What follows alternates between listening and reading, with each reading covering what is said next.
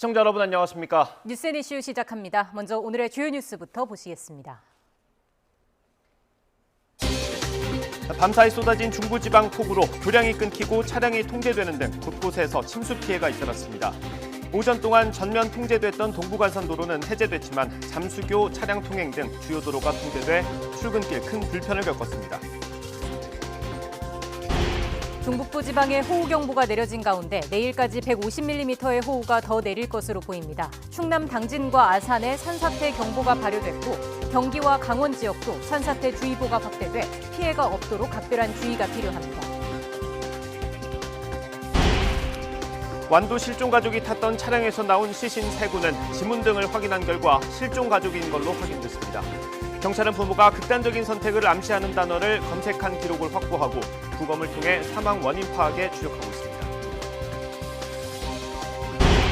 윤석열 대통령이 우리나라 대통령으로는 처음으로 나토 정상들을 상대로 연설했습니다. 인도 태평양 국가들과 나토의 긴밀한 연대를 강조하고 북한 비핵화를 위한 지속적인 협력도 당부했습니다. 지난달 국내 산업 생산과 설비 투자는 늘었지만 소비는 소폭 감소한 걸로 나타났습니다. 추경호 부총리는 물가 안정을 정책의 최우선 과제로 삼아 총력 대응하겠다는 방침을 강조했습니다. 누리호 성능 검증 위성에 실린 첫 번째 큐브 위성이 성공적으로 사출됐습니다. 위성에서 또 다른 위성을 쏘아 내보내는 건 세계 최초로 시도된 방식으로 앞으로 3차례 더 사출될 예정입니다.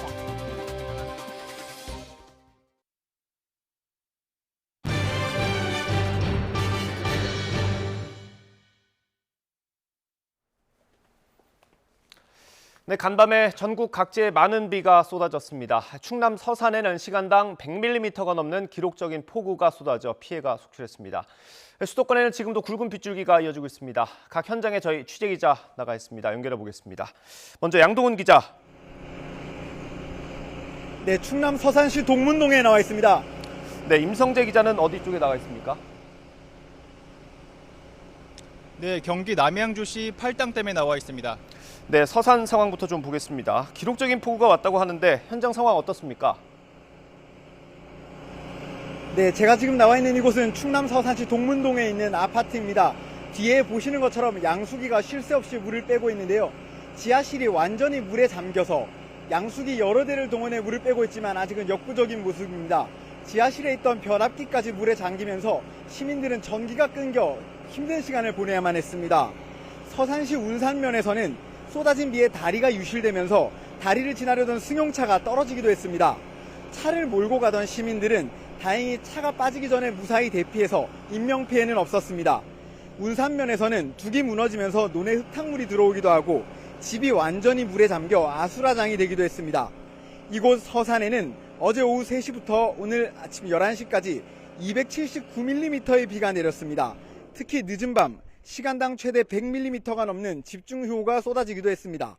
소방당국은 어젯밤 11시 50분쯤 영화관 건물에서 시민 5명을 구조하고 오늘 새벽에는 운산면에 있는 주택에서 일가족 4명을 대피시켰다고 밝혔는데요.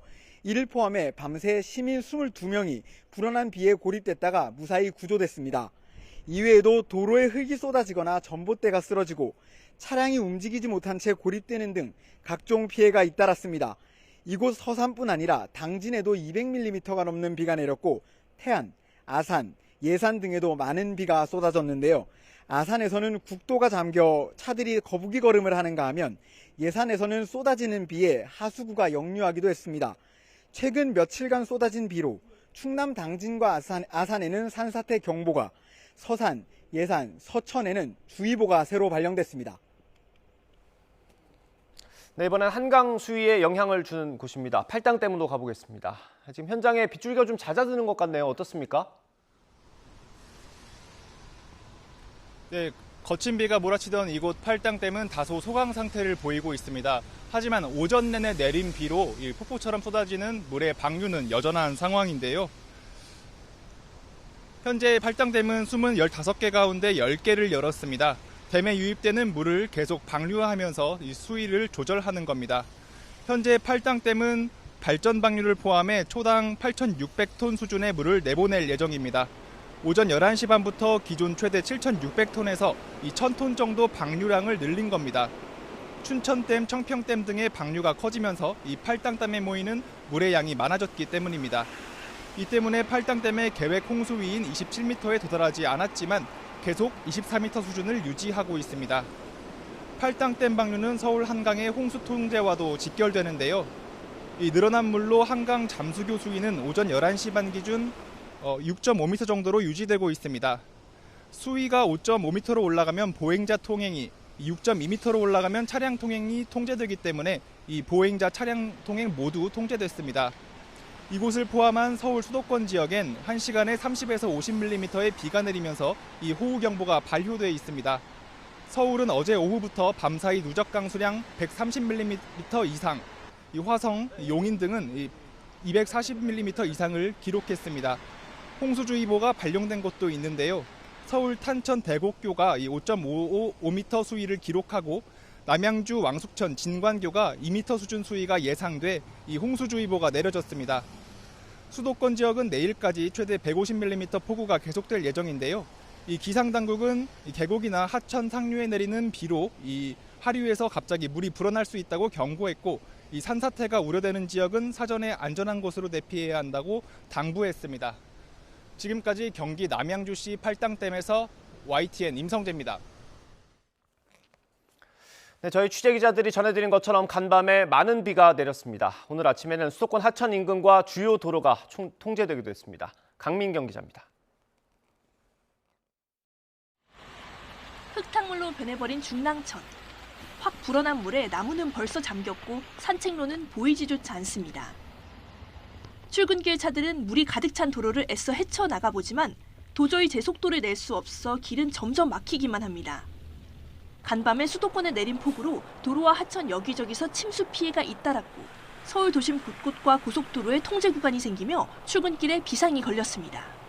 수도권 출퇴근에 책임지던 동부간선도로는 새벽 6시 반쯤부터 양방향이 전면 통제됐고 올림픽대로와 강변북로, 내부 순환로 등도 일부 구간이나 차선이 침수돼서 출근길 통제가 이루어졌습니다. 한강 수위가 빠르게 높아지면서 잠수교도 오전 9시쯤부터 보행자와 차량 운행이 모두 막혔는데 차량 통제는 지난 2020년 이후 2년 만입니다. 도로 통제 시간이 안 그래도 복잡한 출근길과 맞물리며 서울 곳곳에선 교통 혼잡이 펼쳐졌습니다. 시민의 불편을 조금이라도 해소하기 위해 서울시는 출퇴근 버스의 집중 배차 시간을 30분 연장해 운행하겠다고 밝혔습니다. 또 출근 시간대 지하철 운행을 12회로 늘렸고 퇴근 시간대에도 대응하겠다고 밝혔습니다. 서울시는 통제 구간 외에도 물이 고여있는 구간이 많다며 아무리 늦어도 빗길 운전을 조심해달라고 당부했습니다. YTN 강민경입니다. 네, 전면 통제됐던 서울 동부간선도로는 조금 전부터 차량이 다니기 시작했습니다. 하지만 아직 통행이 제한되는 도로가 많습니다. 현장에 취재기자 나가 있습니다. 황윤태 기자. 네, 서울 동부간선도로 원릉나들목에 나와 있습니다. 네, 거긴 아직까지 빗줄기가 많이 굵은 것 같은데 현장 상황 좀 어떻습니까? 네, 이곳은 원릉교 앞인데요. 경찰관들이 오전 내내 동부간선도로 전 구간을 통제하다 조금 전 11시 반쯤 통제가 해제됐습니다. 동부간선도로에서 가장 많은 차량이 진출입하는 곳 가운데 하나인 이곳에서도 차량 통행이 재개되는 모습입니다. 이와 함께 내부 순환로도 8시 반쯤부터 통제되던 마장램프에서 성소방향도로가 같은 시간 해제됐습니다. 중랑천 수위를 확인할 수 있는 월계 1교 수위는 16m까지 올라갔다 지금은 15m대로 내려간 상태입니다. 그렇지만 주위 도로는 아직도 정체가 빚어지고 있습니다. 밤새 내린 비로 서울 지역 도로 곳곳은 여전히 통제되고 있습니다. 올림픽대로 하남방향 월드컵대교에서 성산대교, 행주대교에서 방화대교 구간과 성산대교에서 양화대교 구간에 일부 물이 고여 부분 통제되고 있습니다. 서부간선도로 철산교 하부도로와 양재천로, 증산교 하부도로 역시 교통이 통제되고 있습니다. 서빙고로 신동아 쇼핑 지하차도에서 녹사평대로 방향도 일부 통제가 이뤄지고 있습니다. 도보구간도 일부 통제됐습니다. 청계천도 청계광장에서 고산자교까지의 보행이 완전히 통제됐습니다. 지하철도 일부 혼선이 빚어졌는데요. 오늘 아침 7시 반쯤 1호선 세류역 지하통로가 침수돼 전동차가 무정차 통과하고 있습니다. 낮 시간에 잠시 주춤하다 오후부터는 다시 강한 비가 예보된 가운데 중앙재난안전대책본부 대응수위는 1단계에서 2단계로 격상돼 비상근무체계에 돌입했습니다. 서울교통공사는 출근 집중 배차 시간을 오전 9시에서 9시 반으로 늘렸고 퇴근의 경우에도 저녁 8시까지였던 걸 8시 반으로 각각 30분씩 늘렸습니다. 기상 상황에 따라 교통 통제 상황이 수시로 바뀔 수 있는 만큼 출퇴근 전에 관련 소식을 챙겨보시고 가능하다면 대중교통을 이용하는 것이 좋겠습니다. 지금까지 서울 동부간선도로 월릉나들목에서 YTN 황윤태입니다. 네, 오늘 오전 9시쯤 먼 남해상에서 제3호 태풍 차바가 발생했습니다. 태풍 차바는 현재 필리핀 마닐라 북서쪽 해상에서 북상 중이고 앞으로 점차 북서진해서 다음 주 초반쯤 중국 남부 해안에 상륙한 뒤 소멸할 걸로 보입니다. 우리나라는 태풍 차바의 직접적인 영향은 없지만 태풍이 소멸한 뒤 남긴 많은 수증기가 다음 주 후반부터 우리나라에 영향을 줄 가능성이 있습니다.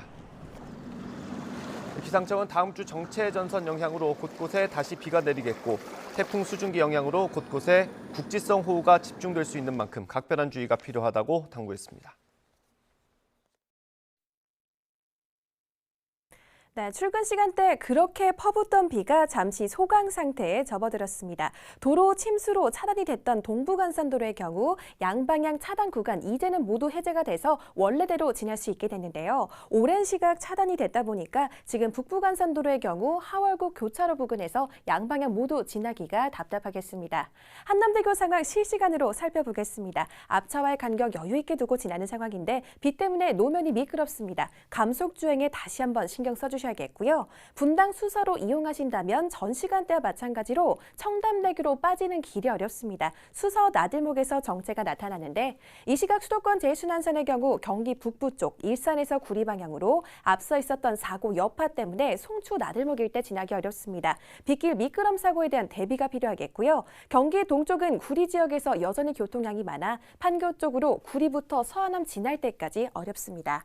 그리고 이 시각 경부고속도로의 경우 한남대교에서 부산 쪽으로 가는 길이 어렵습니다. 잠원 나들목 일대 막혀 있는데 정확히는 한남부터 서초까지 지나기 어렵고요. 반대 서울 쪽으로도 도심 구간 정체가 계속돼 달래내 고개부터 한남까지 쭉 지나기가 버겁습니다. 서해안선 지금 부산 쪽 목포 쪽으로 지나기는 괜찮은 편입니다. 다만 순산터널과 용담터널 다시 한번 화성휴게소의 부분적인 정체 감안하셔야겠고요. 빗길인 만큼 차간 거리 여유 있게 두시는 게 좋겠습니다. 빗길 감속 주행하시고요. 지금까지 고속도로 교통방송이었습니다. 어제 전남 완도 앞바다에서 인양된 차량에서 그동안 실종됐던 일가족 3명이 발견됐죠. 부검에 들어간 경찰은 이들 가족의 사망 원인과 동기를 파악하는 데 주력하고 있습니다. 취재기자 연결합니다. 나현우 기자. 네, 전국부입니다. 네, 이제 수색은 끝났고요. 이들 가족에 대한 수사로 접어들었습니다. 앞으로 경찰이 규명해야 할 게 어떤 게 있습니까? 네, 무엇보다 가장 중요한 게 완도 실종 가족의 사망 원인일 텐데요. 우선 오늘 오전 8시 30분부터 이들 가족에 대한 부검이 이루어졌습니다. 사망 원인은 불명이나 익사는 배제하지 못한다. 이런 부검의의 소견이 나왔습니다. 다만 외상이나 질병은 없는 것으로 결론 났습니다. 국립과학수사연구원은 플랑크톤 검사와 위 내용물에 대한 약동물 검사를 할 예정입니다. 종합 결과는 약 한 달 정도 뒤에 나온다고 덧붙였습니다. 경찰은 어제 바다에서 건져 올린 일가족 차량도 국립과학수사연구원에 감식을 의뢰했습니다. 차량은 앞부분이 일부 파손된 것 외에는 비교적 상태가 양호했는데요. 다만 차량 변속기가 주차 상태인 P에 있었다는 점이 의문으로 남았습니다. 경찰은 차량 내부 블랙박스 영상 복원을 통해 해상 추락 전후 상황을 파악할 계획입니다. 또 단순 교통사고나 차량 결함 가능성도 배제하지 않고 조사에 나설 방침입니다. 이들 가족이 극단적인 선택을 한 거라면 이에 대한 배경도 규명해야 할 텐데요. 무엇보다 가장 유력한 게 이들 가족의 생활공입니다.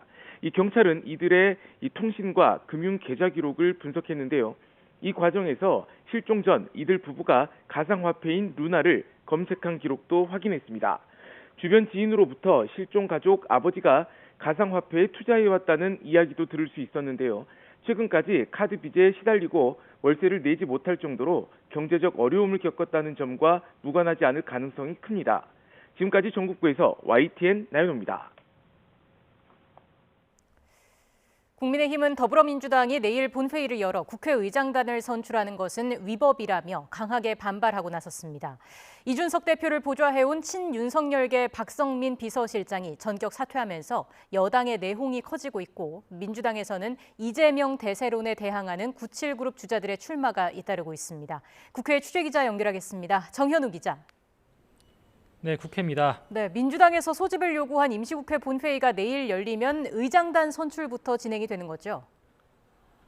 네, 그렇습니다. 민주당이 오후 의원총회에서 내일 본회의에서 다른 안건들을 논의하는 가운데 국민의힘은 지금까지 국회의장 선출을 위한 국회가 단독으로 열린 적은 없다면서 국회법 위반이다, 입법 독재다라고 하면서 항의를 이어가고 있습니다.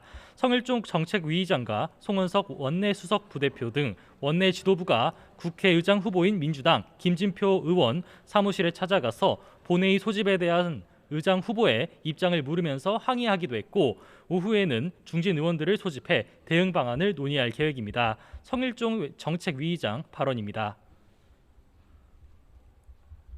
민주당은 말로는 민생을 외치면서 검수완박법을 지키기 위해 합의도 깨고 법도 무시하는 행태를 그만하시기 바랍니다. 이에 민주당은 국회법 규정에 따른 거라서고 일축을 하면서 국회 정상화가 늦어질수록 민생이 어려워진다며 원구생이 늦어진 책임을 여당에 물었습니다. 그러면서 특사 자격으로 필리핀에 방문해 있는 권성동 원내대표가 민주당이 제안한 사법개혁특위 참여를 받아들일 수 없다고 말한 것에 대해서 대통령의 복심인 한동훈 법무부 장관의 입김이 있었던 것 아니냐면서 의혹을 제기했습니다. 한번 마찬가지로 들어보도록 하겠습니다. 대통령 최측근 장관이 국민의힘 합의 파기와 권한쟁의 심판을 사실상 지시하며 국회 정상화를 가로막는 정황이 넘쳐납니다. 국회 정상화는 정략적 의도에 휘둘리거나 입장이 번복될 대상이 아닙니다.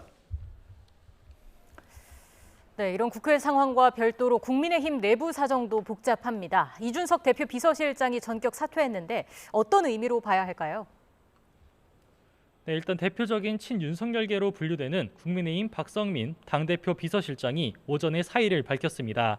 박 의원은 일신상의 이유라면서 구체적인 사퇴 이유를 밝히지는 않았지만 최근 이준석 대표와 친윤계의 잇단 갈등 양상이 영향을 준 것 아니냐는 분석이 나오고 있습니다. 특히 박 의원이 윤석열 대통령과 이 대표 사이 가교 역할을 해왔던 만큼 윤 대통령의 거리두기 아니냐는 해석도 나오고 있습니다. 여기에 안철수 의원과 이 대표 갈등의 또 다른 원인이죠. 국민의당 목 최고위원으로 추천된 정점식 의원은 오늘 YTN과 만나서 합당 정신이 구현되길 바란다며 이 대표를 에둘러서 비판했습니다. 정 의원 이야기도 한번 들어보겠습니다. 윤석열 정부가 제대로 정말 국민을 위한 정부가 되기에도 바쁜데 그런 불의 화음으로 인해 가지고 출발이 좀 삐끗거리는 부분에 대해서는 대단히 국민 여러분께 죄송하다고 이렇게 생각을 합니다. 어찌됐든 합당 정신이 구현되는 방향으로 그 문제가 해결되기를 바라고 있습니다.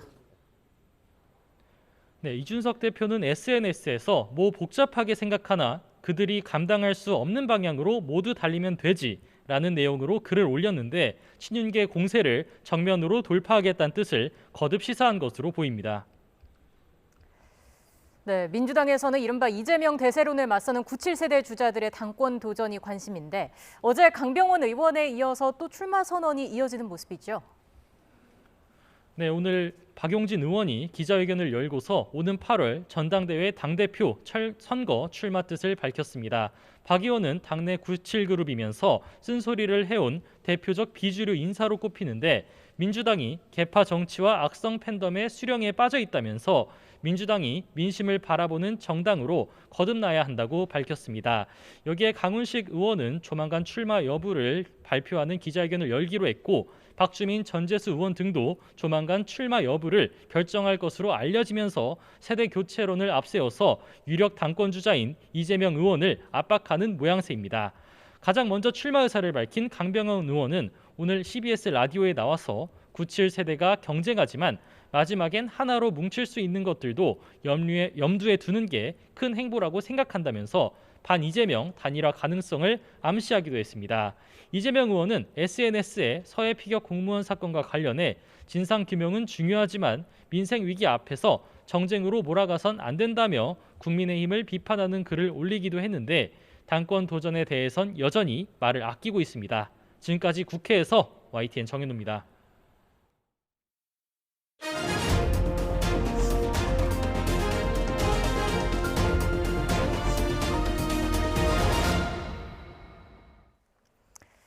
나토 초청을 계기로 4년 9개월 만에 성사된 한미일 정상회담에서 새 정상은 북한에 대한 삼각 공조 강화에 한 목소리를 냈습니다. 윤석열 대통령과 기시다 일본 총리는 이 회담을 포함해 수차례 만났는데요. 한일 정상끼리 만날 준비가 됐다는 게 대통령실의 해석입니다. 스페인 마드리드에서 박소정 기자가 전해왔습니다. 사각형 테이블에 앉은 세 나라 정상. 회담을 주재한 바이든 미 대통령을 중심으로 윤석열 대통령과 기시다 일본 총리가 삼각 구도로 앉았습니다. 25분 동안의 짧은 회담에선 대북 공조를 강화해야 한다는 데 공감대를 이뤘습니다. Our trilateral cooperation, in my view, is essential to achieving our shared objective, including a complete denuclearization of the Korean Peninsula and a free and open Indo-Pacific.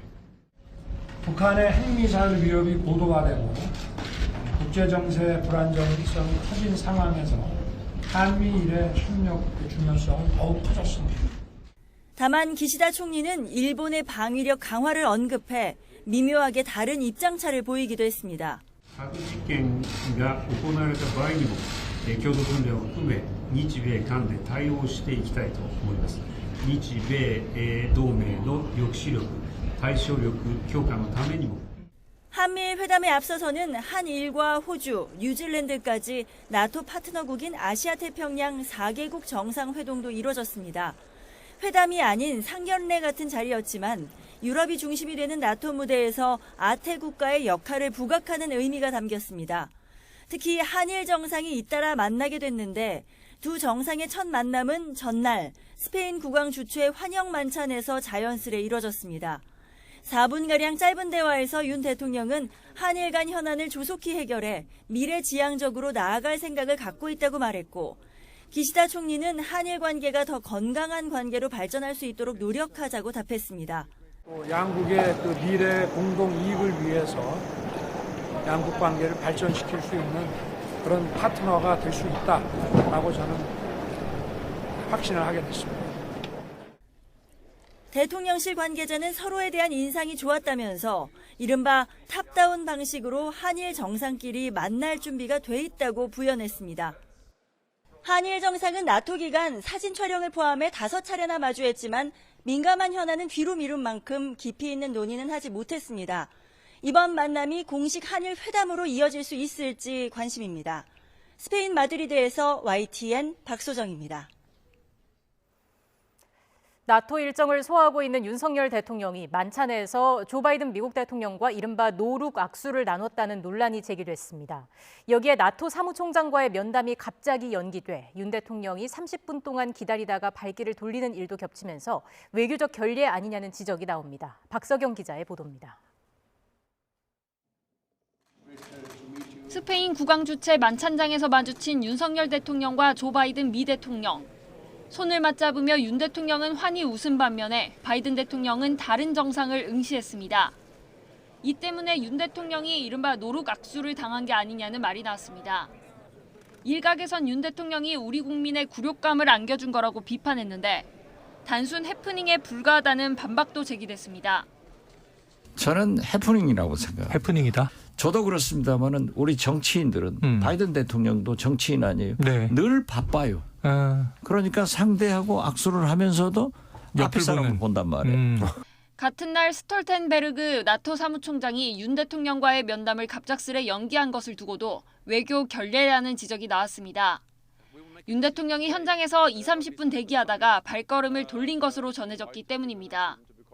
대통령실은 나토 사무총장이 핀란드, 스웨덴의 나토 가입을 반대하는 튀르키예, 즉 터키와 치열한 협상을 하다가 벌어진 일이었다고 전했습니다.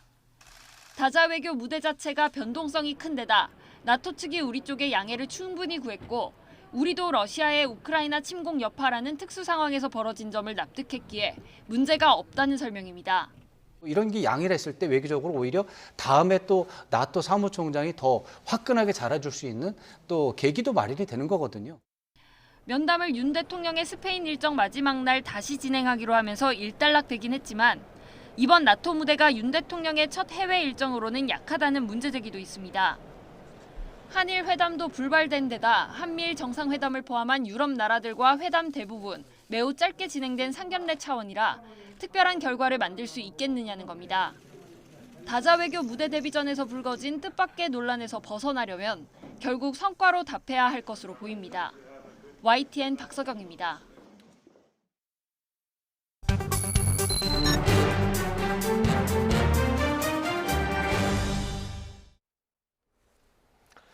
네, 윤석열 대통령이 나토 정상회의에서 처음으로 연설했습니다. 한미일 정상이 만난 자리에선 대북 공조를 다시 확인했습니다. 네, 이런 가운데 중국의 압박과 반발이 강해지고 있습니다. 나토 정상회의에 참석의 의미와 앞으로의 외교 과제까지 짚어보겠습니다. 조한범 통일연구원 선임 연구위원과 함께합니다. 어서 오십시오. 어서 오십시오. 예, 안녕하세요. 네, 일단 윤석열 대통령이 나토 정상회의에서 연설을 했습니다. 우리 대통령이 참석한 것 자체 처음이니까 연설도 처음이겠죠. 내용이 전부 다 공개된 건 아닌데 혹시 좀 관심 있게 보신 부분 있을까요? 이제 짧은 연설이니까요. 큰 틀 얘기하기는 어렵고 그러나 이제 크게 보면 세 가지 틀이에요.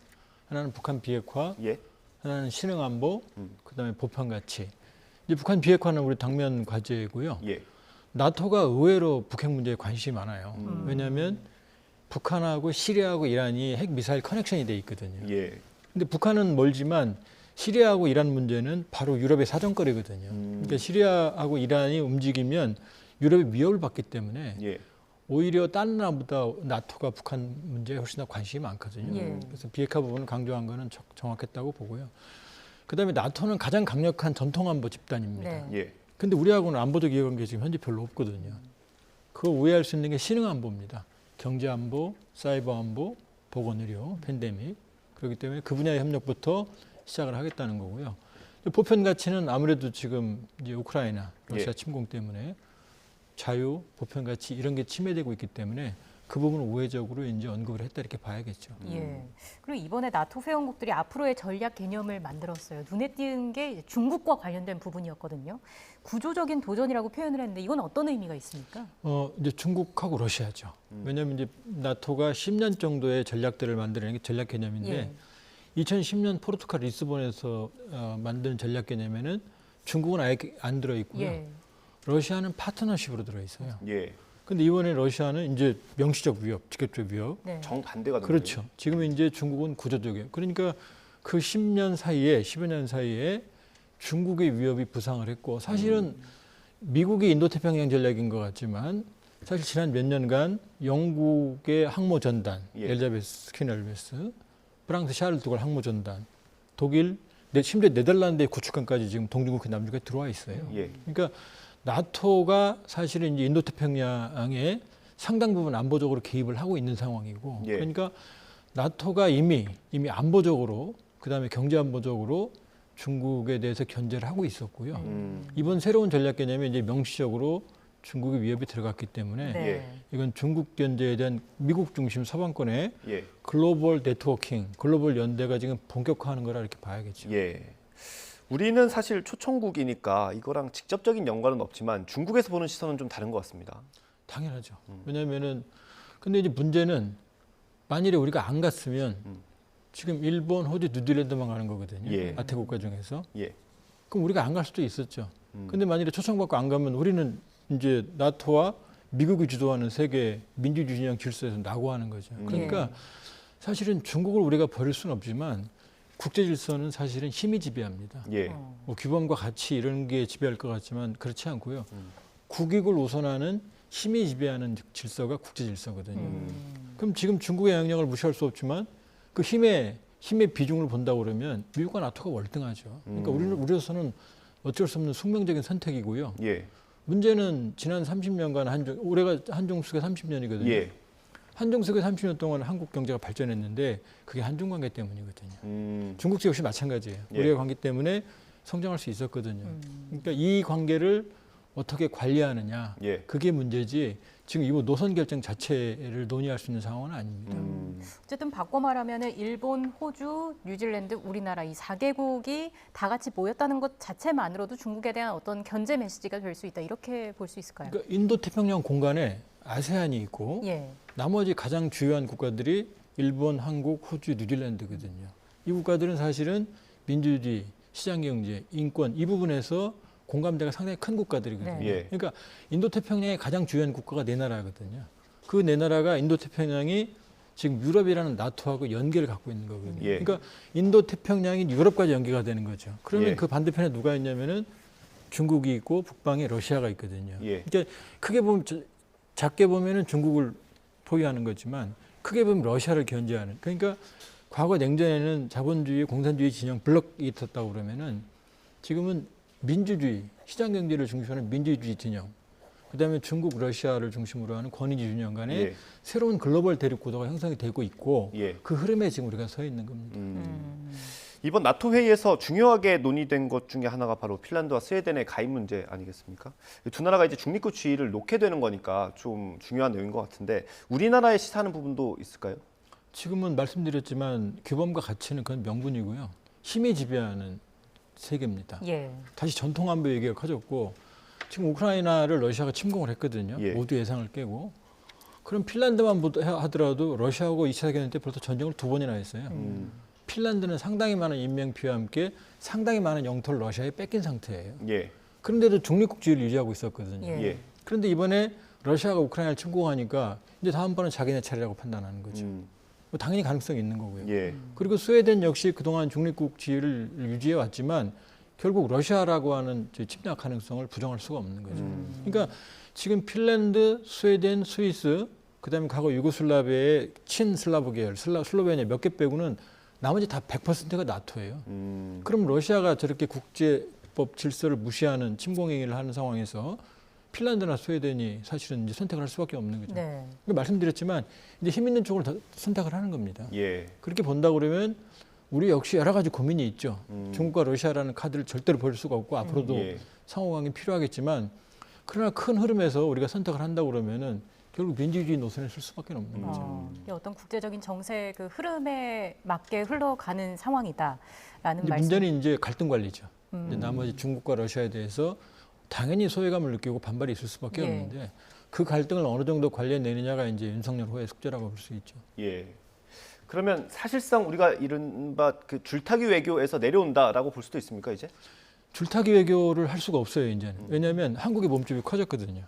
이미 선진국으로 진입했거든요. 그러니까 과거 전략적 모호성의 시대는 끝났고요. 예. 전략적 명확성의 시대로 접어들었습니다. 그런데 문제는 전략적 명확성이 미국을 선택하느냐 나토를 선택하느냐 이게 아니고요. 국익입니다. 한국의 국익을 명확하게 명시하고 이 국익에 맞을 때는 동맹도 있는 거고 나토도 있는 거고 중국도 있는 거고요. 예. 그러니까 이제 우리 국익 중심으로 우리의 능동적인 외교를 할 때가 온 거지. 그러니까 이 전략적 명확성의 목표는 선택지가 아니에요. 네. 그 선택지는 국익입니다. 예. 국익을 실현하는 그런 현실적인 외교가 바로 이제 우리의 전략적 명확성의 외교입니다. 예. 우리 정부의 어떤 외교력이 굉장히 중요해 보이고요. 이번 순방 일정 중에 가장 아무래도 이목을 끌었던 건 한미일 정상회담 아니겠습니까? 그렇죠. 예. 4년 9개월 만에 열린 건데 그 대북 공조 방안이 주로 다뤄졌고요. 한미가 독자 제재를 준비하고 있는 걸로 전해졌는데 구체적으로 어떤 방안이 좀 있을까요? 지금 이제 유엔 제재는 사실상 무의미하죠. 왜냐하면 중국과 러시아가 도와주지 않을 거니까. 근데 문제는 지금 최강의 대북 제재가 사실상 이행이 되고 있어요. 그러니까 추가 제재, 독자 제재가 별로 의미가 없습니다. 미국만 하더라도 벌써 527번이나 대북 독자 제재를 하고 있어요. 네. 또 남북 관계가 지금 완전히 중단된 상황에서 예. 한국의 독자 제재는 의미가 없죠. 그러니까 예. 독자 제재를 한다 하더라도 기관이나 개인들에게 독자 제재를 할 텐데 그건 상징적인 거다. 예. 실효성은 크지 않다 이렇게 볼 수 있고요. 예. 북한이 지금 제재를 회피하는 가장 큰 방법이 바로 가상화폐입니다. 그다음에 석탄 밀수출 2가지입니다. 예. 근데 가상화폐로는 지난해만 해도 거의 4억 달러 정도를 탈취한 것 같고요. 예. 석탄 밀수출도 상당량의 현금을 확보하는 걸 알고 있거든요. 그러니까 이 불법 행위를 막는 데 집중해야 되는 거고 그렇기 때문에 미국의 세컨더리 보이콧, 즉 불법 행위에 관여하는 대부분 중국이죠. 기업들을 전방위적으로 압박하는 이게 숙제지 예. 이 한미의 독자재되는 상징성 이상의 효과를 내기는 어렵습니다. 그렇군요. 사실 국내에서는 이번 순방 기간에 한일 정상 간의 만남에 좀 관심이 많이 쏠렸습니다. 뭐 회담은 없었지만 여러 차례 만나긴 했거든요. 이게 그 자체만으로도 좀 의미가 있을까요? 지금 이제 형국은요, 한일 관계는 풀어야죠. 왜냐하면 양국 다 피해가 크니까. 그런데 문제는 윤석열 정부는 이제 풀겠다는 의지가 강한데 네. 일본이 미온적이에요. 왜냐하면 우크라이나 사태로 지금 일본이 이걸 이용을 하고 있어요. 그러니까 보수 우경화하고 있어요. 그러니까 적기지 공격 능력. 이건 전수방위 원칙을 깨는 거거든요. 근데 국방비 증가. 그다음에 이제 평화헌법 개정 움직임도 나와서 전쟁을 할 수 있는 보통국가로 전환하려고 하는 움직임도 가속화하고 있거든요. 그러면 이게 지금 우리가 현안인 과거사 문제에 대해서 부정적이거든요. 그러니까 일본도 과거사 문제에서 진심성 있는 행동을 보여줘야 되는데 그러면 양측이 서로 양보를 할 수 있거든요.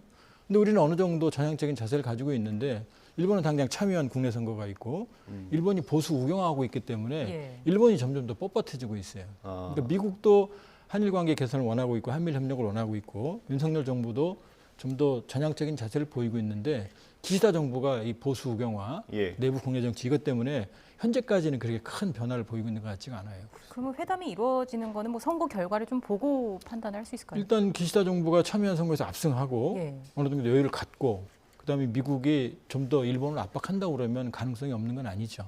그러나 지금 현재로 왔을 때는 기시다 정부는 지금 다른 쪽에 좀 눈이 가 있지. 지금 우리가 내미는 손을 지금 잡을 생각 지금까지 현재까지는 크게 없어 보입니다. 사실은 우리 정부가 좀 더 손을 내미는 모양새가 보이긴 하는데 그런 이유는 어디에 있다고 보십니까? 왜냐하면은 지금 결국 북핵 문제에 대응해서 일본과 군사 이 안보적인 어떤 협력 관계가 필요하고 또 미국이 적극적이에요. 그러니까 지금 나토 지금 우크라이나 전쟁으로 강화하고 있죠. 인도태평양 탄력을 받고 있죠. 근데 미국의 고민은 지금 한미일 협력인데 여기서 한일 관계가 지금 퍼즐이 안 맞고 있거든요. 그러니까 미국이 이제 강력하게 드라이브를 걸고 있는 거고 또 우리 역시 사실 이웃 국가와 이런 불편한 관계를 지속하면서 글로벌 중추 국가로 나갈 수가 없거든요. 그러니까 한일 관계는 푸는 건 맞습니다. 맞고 그런 면에서는 일본이 좀 더 전향적인 자세를 보여준다 그러면은 의외로 쉽게 풀릴 가능성도 있죠.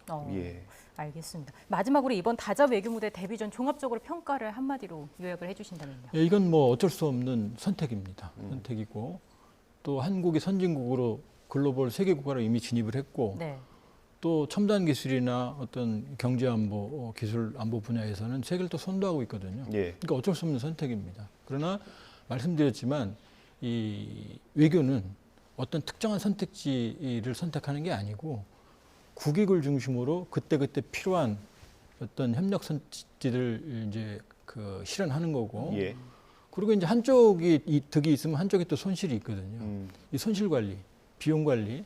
그러니까 지금 나토 간 거는 제가 보면 불가피한 거고요. 그렇다고 보면 이제 중국과 러시아의 불만, 또 중국과 러시아와의 어떤 그 갈등 관리 이런 것에 집중할 이제 과제가 남아 있는 거죠. 이런 외교 과제들을 어떻게 풀어 나갈지 지켜봐야겠습니다.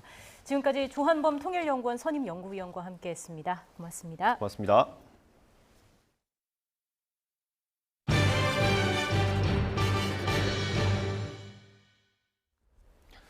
미국 연방대법원이 49년 만에 여성의 임신 중지 권한을 보장한 판례를 뒤집으면서 국내에 미칠 영향에도 관심이 커졌습니다. 우리나라에서는 이미 임신 중지가 범죄가 아니게 됐지만 여성의 건강권이 위협받는 현실은 그대로입니다. 송재인 기자입니다.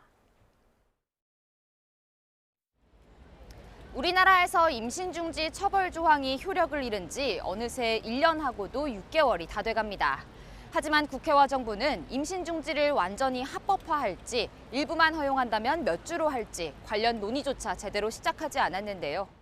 임신 중지 비범죄화, 그 이후에 대한 고민 없이 시간만 흐른 지금 여성들의 현실은 어떨까요? 산부인과에 임신 중지 수술이 가능한지 직접 알아봤습니다. 수술 받을 수 없다는 대답만 반복하는가 하면 수술도 병원에서 안 하세요? 수술할 수 있는 곳을 찾아도 가능한 범위도 부르는 가격도 제각각입니다.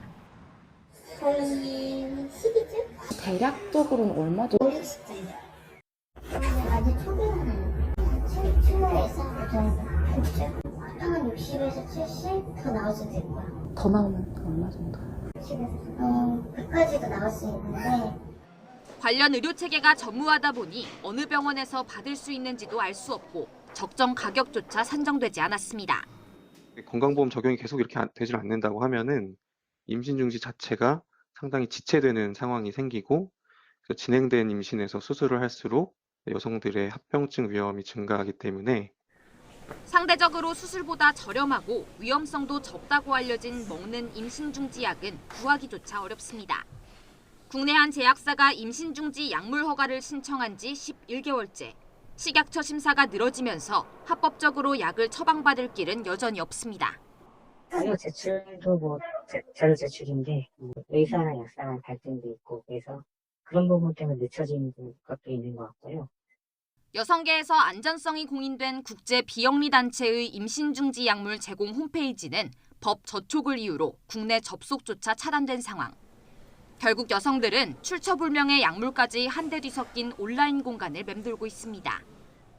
오히려 안전하게 이용할 수 있는 통로는 막아놓고 또 공식 의료체계 도입은 늦어지는 상태에서 더 안전하지 못한 약을 이용하게 되는 상황이 반복되고 있습니다.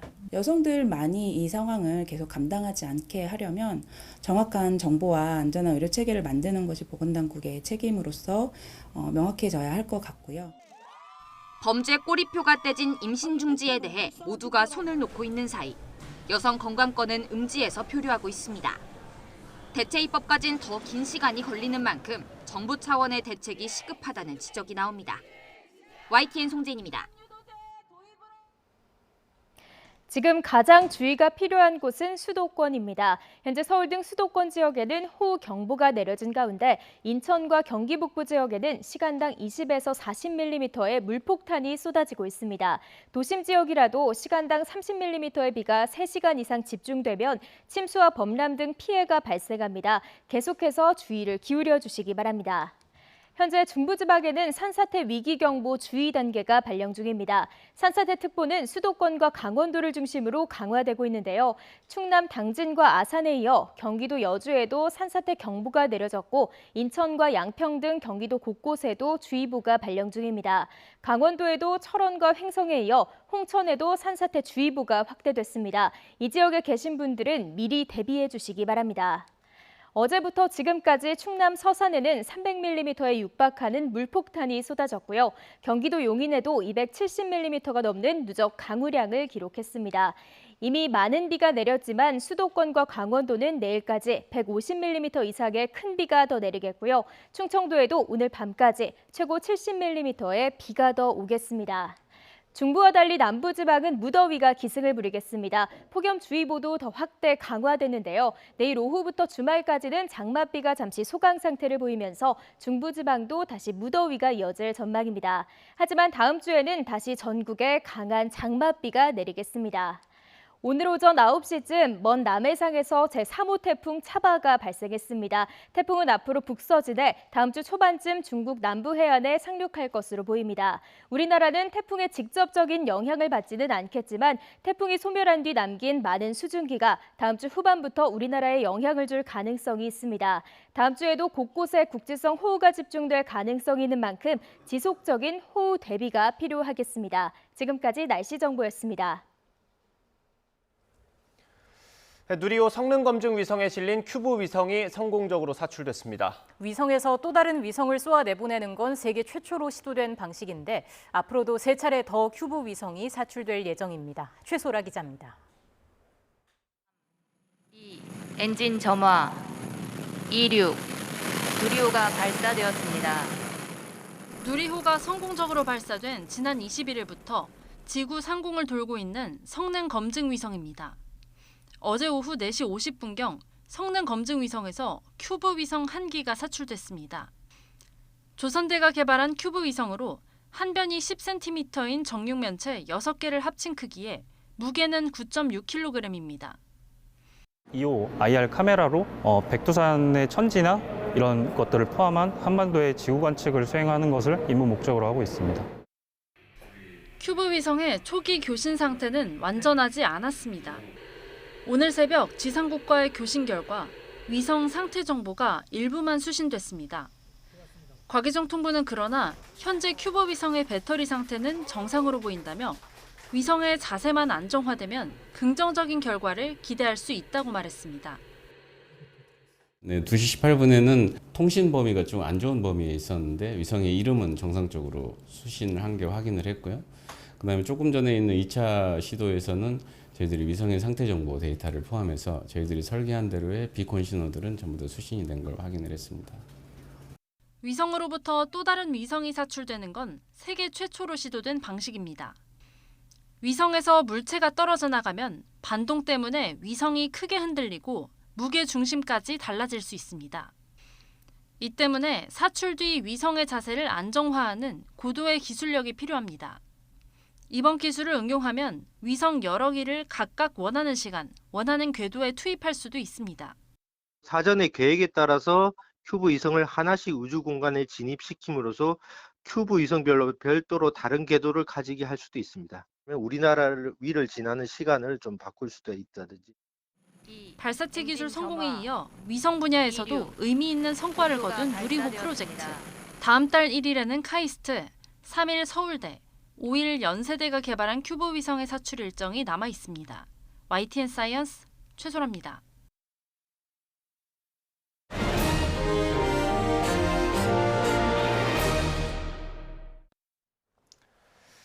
나토 정상회의 전 만찬장에서 찍은 사진입니다. 윤석열 대통령 제 바로 옆에 바이든 대통령 뒤에 서 있습니다. 기시다 일본 총리와 뉴질랜드, 호주 정상도 함께했습니다. 초청국이지만 윤 대통령이 이 자리에 있다는 것, 주위의 정상들만큼이나 무거운 의미가 있습니다. 네, 그런데 여기서 노룩 악수 논란이 불거졌습니다. 윤석열 대통령이 유일하게 만난 적이 있는 바이든 대통령과 손을 잡았지만 눈을 맞추지는 못했던 겁니다. 나토 사무총장과의 면담이 연기된 것까지 더해지면서 다자 외교 데뷔 전에 뒷말이 나오고 있습니다. 오늘의 전국대담 관련 영상 보면서 시작하겠습니다.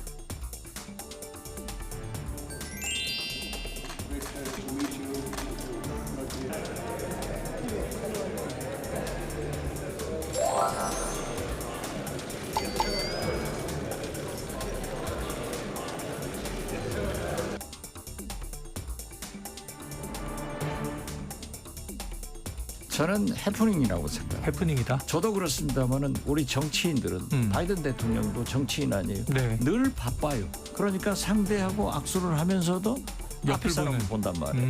이게 굉장히 큰 문제로 지적돼서 네. 과거에 김대중 대통령도 늘 그러시니까 절대 그러시면 안 됩니다 하고 네. 이제 건의를 하죠. 주의를 주셨군요. 그러면서 저도 그래요.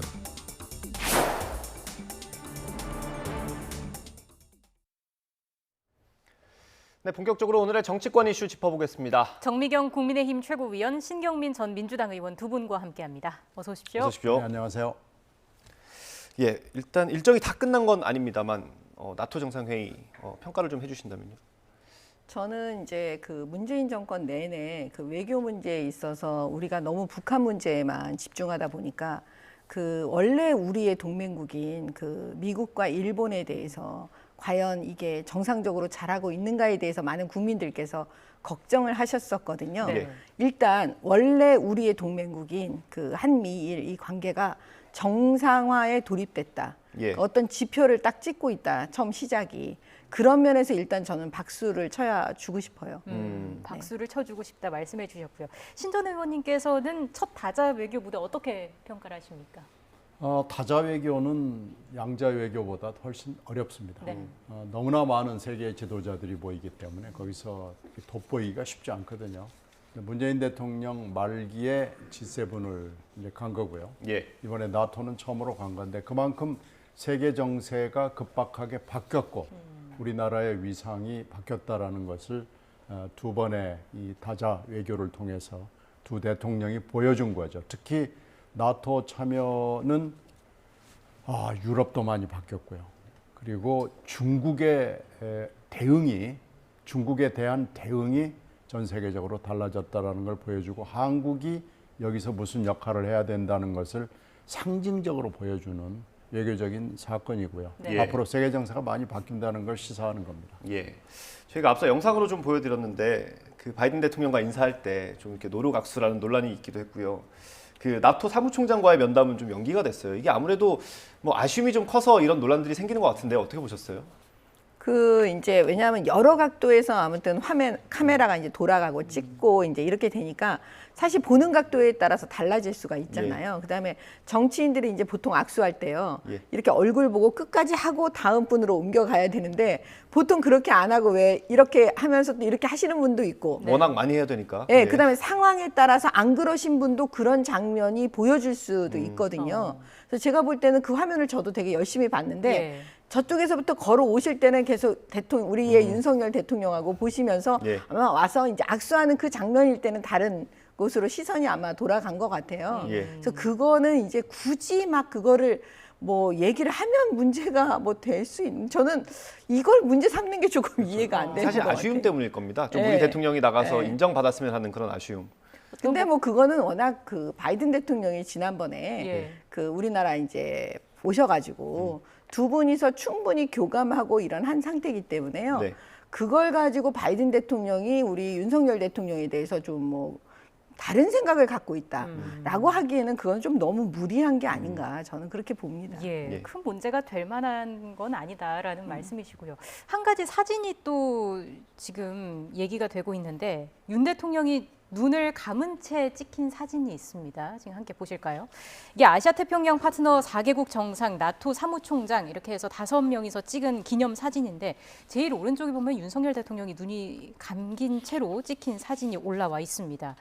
이걸 두고 이제 외교적 결례 아니냐 이런 지적도 나오고 있고 의전팀에 대한 비판도 나오고 있거든요. 이 부분은 어떻게 봐야 될까요? 그 현장에 가 있는 팀들이 이걸 실시간으로 검색을 하고 바로 대응을 했어야 됩니다. 아마 나토 쪽에서 이 직원들이 이런 실수를 한 것 같은데 이게 먼 채 많다가 보니까 이런 실수를 했으니까요. 바로 바꿨어야죠. 이건 좀 그쪽도 실수를 했고 우리도 대응이 신속하지 않았습니다. 이게 사실 홈페이지에 공식 홈페이지에 올라온 거거든요. 이게 면담 일정이 연기되고 이런 것들이 좀 겹치면서 비서실에 대한 좀 비판이 있기도 하거든요. 어떻습니까? 그 사실은 이제 역대 대통령들께서 대통령이 딱 되시고 그 해외에 이제 나가시는 순방을 하실 때는요, 그 대통령 개인의 입장에서 보면 다 처음 있는 일이실 거예요. 근데 사실은 우리가 의전팀이라든지 그 외교에서 이제 그 일을 하시는 분들은 그거는 처음 있는 일이 아니잖아요. 본인들한테는 늘 업무였고 매뉴얼이 있고 그다음에 세밀하게 검토해야 되고 이렇게 해야 되거든요. 그렇기 때문에 저는 이런 그러니까 의전 문제라든지 그 외교팀의 실수라든지 이런 부족한 부분에 대해서는 역대 대통령 때 다 얘기를 들었던 것 같아요. 그런 문제가 계속 매번 제기가 되잖아요. 그러니까 이 부분에 대해서 맨 처음에 시작할 때 이 부분을 외교팀에 대해서 더 우리가 세밀하게 검토하지 못한 거, 그 부분에 대해서 다시 한번 무슨 징계의 문제가 아니라 다시 한번 검토를 해서, 왜냐하면 다음번에 또 이제 해외 순방하고 또 이제 그 어떤 회의에 참석하시고 해야 되니까요. 그거를 이번 기회에 철저하게 한번 하고 이런 매뉴얼을 다시 만들어서 그 다음 미래의 대통령들을 위해서도 그 준비해 두는 게 좋겠습니다. 같은 일이 발생하면 또 안 되니까요. 그렇죠. 김건희 여사도 이번에 첫 국제 무대 참석을 했습니다. 이번에 어떻게 좀 평가를 할 수 있을까요? 뭐 괜찮은 거죠. 이번에 아마 마음 먹고 간 것 같은데 일본은 안 온 것 같아요. 일본 총리의 부인은 안 보이는 거 보니까요. 지금 김건희 여사는 마음 먹고 간 거 아니겠어요? 이번에 국제 무대에 데뷔하겠다라는 건데요. 저는 뭐 치마저고리 꼭 전통 의상을 할 필요는 저는 없다고 생각하는 사람이기는 하지만 약간 우리 좀 전통적인 모습 그런 게 좀 섞였더라면 전체 다를 제가 치마저고리 입고 가서 한국의 여인처럼 해달라 이런 무례한 주장은 저는 하고 싶지 않습니다. 그러나 패셔너블한 건 좋은데 너무 한국하고는 전혀 관계없는 그냥 일반적인 패셔너블에 그친 거 아니냐라는 그런 약간 아쉬움이 좀 있습니다. 약간 만찬장이라든지 이런 데 갈 때 좀 한국적인 모습을 보였으면 뭐 어땠을까? 한두 번은 좀 그런 게 있었으면 나았지 않았을까 생각합니다. 뭐 아직 처음이고요. 아직 그 이제 여사를 보좌하는 그 팀이 제대로 꾸려진 건 아니니까 앞으로 조금 더 나아질 수 있을 것 같고요. 국내로 돌아오면 그럼 국내에서도 좀 보폭을 넓힐까요? 어떻게 보세요? 저는 이제 그 김건희 여사가 앞으로 어떻게 해야 된다는 게 지금 다 혼란스럽고 이게 정해져 있지 않는 상황인 것 같아요. 이 국면이. 그러니까 국민들께서도 지금 이게 정해져 있지 않은 거예요. 여사를 바라보는 게 어떤 방면으로 우리가 바라봐야 되는지. 그래서 저는 사실은 지금 김건희 여사가 계속 움직일 때마다 화제가 되고 있잖아요. 그래서 그러면 차라리 우리 사회가 지금 눈여겨보이지 않는 그 어려운 사람들이 있는 그런 장면들이 있을 거예요. 그러면 소외계층이라든가 그다음에 부모를 잃은 어린 아이들, 그다음에 어르신들 이런 그런 부분의 봉사 활동을 계속 김건희 여사가 움직이면 언론이 계속 쫓아다닐 거 아니에요? 저는 그래서 우리 모두가 다시 한번 우리 사회에 대해서 각성할 수 있는 그 역할을 김건희 여사가 아주 이거는 저는 활발하게 했으면 좋겠어요. 그런 그 역할을 해주시면 어떨까? 저 혼자 그냥 생각해 봤습니다. 건의를 하실 생각은 없습니까? 건의해야죠. 모습 보일 때마다 워낙 관심이 많이 쏠리니까요. 그 전에 김 여사가 활동을 하는 것에 대해선 어쨌든 대통령실에서 어느 정도 설명이 좀 있어야 하지 않겠느냐라는 이야기는 많이 들리거든요. 아니 그 설명을 이제 어느 지점에는 저는 그거는 너무나 자연스럽게 설명이 된다고 봐요. 너무 의식적으로 하기에는 좀 그런 게 왜냐하면 대선 기간 중에 이제 김건희 여사가 모습을 많이 보이시질 않으셨고 그다음에 조용한 내조를 하겠다고 이미 국민들께 말씀을 하셨으니까 사실 이제 어느 단계에서는 자연스럽게 앞으로 우리는 이런 활동을 하고 하겠다라고 그건 자연스럽게 되지 않을까요? 그렇습니까? 어떻게 보십니까? 대통령께서 직접 설명하는 자리가 필요할까요? 글쎄, 그건 저는 뭐 굳이 필요하지는 않는 것 같은데요. 방침은 내부 방침은 정해졌다는 느낌을 받아요. 제2부속실은 안 하겠다고 약속을 깬다는 얘기를 하기 싫은 거죠. 그러나 뭔가 지금 팀이 필요해 보이고 지금 이미 이렇게 국내 국제적으로 데뷔를 한 걸 선언한 거 아니겠습니까? 그렇다면 금방 정 의원 말씀하신 것 같은 방향을 잡든지 뭔가 좀 분명한 방향을 가지고 대통령이 직접 설명을 할 필요까지는 없지만 누군가는 얘기를 조금 구체화시키고 뭐 동물에 관심을 갖는 것도 좋고요. 사람에 좀 관심을 가지고 열심히 하는 것은 야당 입장이건 국민의 입장이건 나쁠 건 없습니다. 좋죠. 그게 나라를 위하고 국민을 위한 거라는데 누가 그걸 가지고 얘기하겠습니까? 그리고 사법 리스크도 뭐 털 수 있으면 털어버리는 게 좋고요. 좀 분명하게 했으면 좋겠습니다. 알겠습니다. 본격적으로 정치권 상황 이야기를 나눠보겠습니다. 이재명 의원이 전당대회 출마 카운트다운에 들어간 거 아니냐 이런 분석이 나오고 있는데요. 민주당 97그룹도 서서히 몸을 풀고 있습니다. 97그룹에서 가장 먼저 전당대회 출마 선언을 한 강병원 의원이 오늘 아침에 이런 말을 했습니다. 함께 들어보시죠. 원톱이죠. 그런데 또 그러면서 우리 당의 소중한 자산입니다. 이 소중한 자산을 우리는 어떻게 활용을 해서 5년 후 민주당의 승리를 쟁취해야 할까요? 선동열 투수, 선발 투수고 최고의 투수 아닙니까?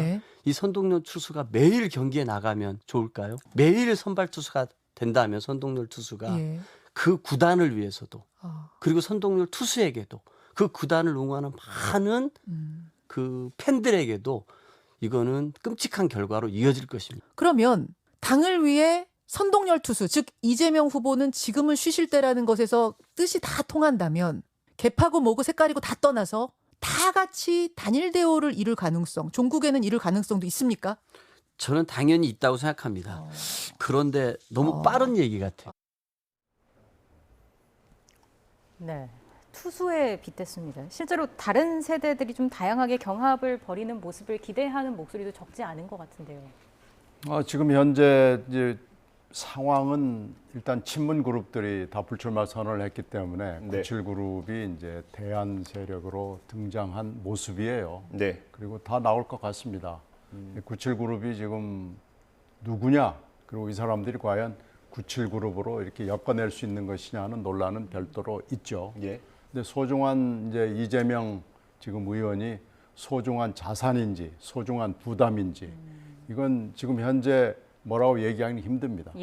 사법 리스크를 턴다 그러면은 소중한 자산이 되겠죠. 근데 지금 현재 안고 있는 사법 리스크가 종류가 너무 많거든요. 네. 예. 많고 몇 가지는 뭐 심각하거든요.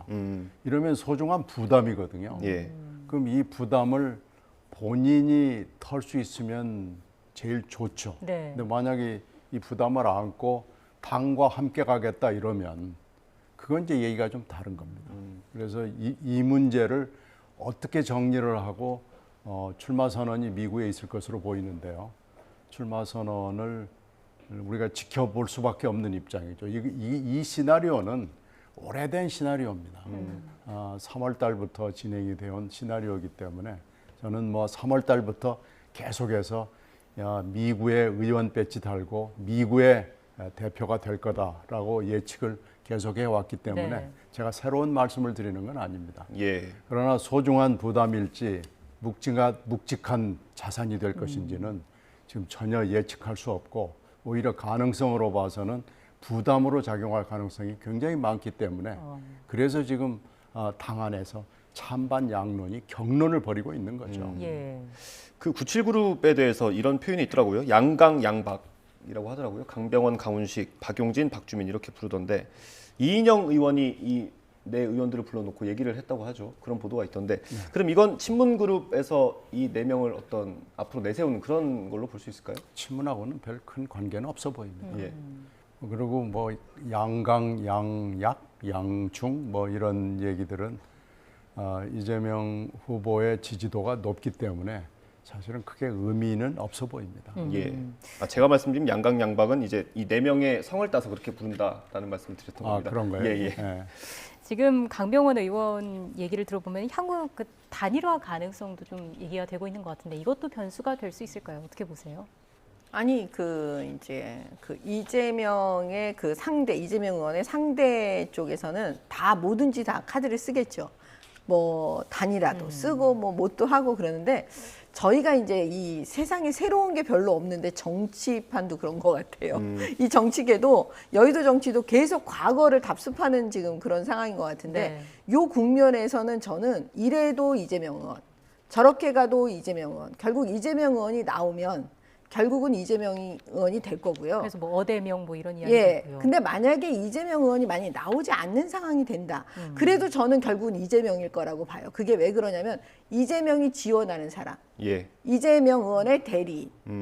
그 분이 나오시지 않겠습니까? 왜냐하면 이재명 의원이 본인이 나오지 않을 때 그냥 손 놓고 있지는 않을 거 아니에요. 예. 뭔가 대리인을 세워서 그 힘을 거기에다가 다 쏟을 텐데 동력을 결집할 텐데 예. 제가 볼 때는 그러니까 결과적으로는 그 이재명 의원이 나오시지 않겠나. 예. 예, 그런 분석을 좀 해봤습니다. 예.